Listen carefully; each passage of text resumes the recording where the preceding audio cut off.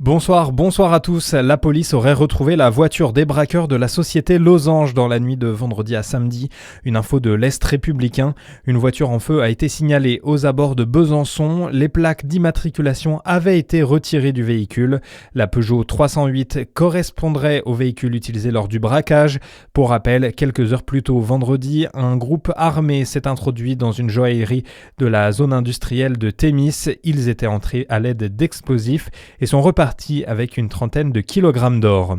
C'est désormais officiel, la cour d'appel de Besançon confirme l'appel de Frédéric Péchier ainsi que sa demande de mise en liberté. L'ex-anesthésiste reconnu coupable de 12 assassinats et 18 tentatives d'assassinat dans 2 cliniques de Besançon entre 2008 et 2017 a fait appel de sa condamnation à la réclusion criminelle à perpétuité. Sa demande doit être examinée par la chambre de l'instruction dans un délai de 2 mois.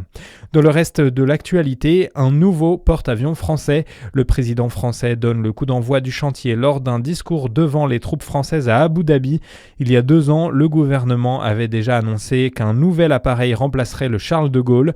À l'heure des prédateurs, nous devons être forts pour être craints et en particulier forts sur les mers, a déclaré Emmanuel Macron en visite aux Émirats Arabes Unis.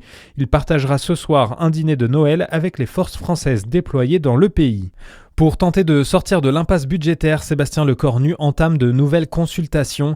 Elles ont commencé aujourd'hui avec les chefs des groupes parlementaires LIOT, MoDem, Horizon et Ensemble pour la République.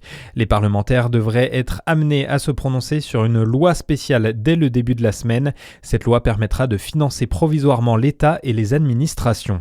Et du basket enfin, c'est une nouvelle victoire pour la JDA de Dijon. Les joueurs se sont imposés 90-75 face à Nancy hier soir. C'était la 12e journée du championnat Betclic Elite. Bonne fin de journée sur Fréquence Plus.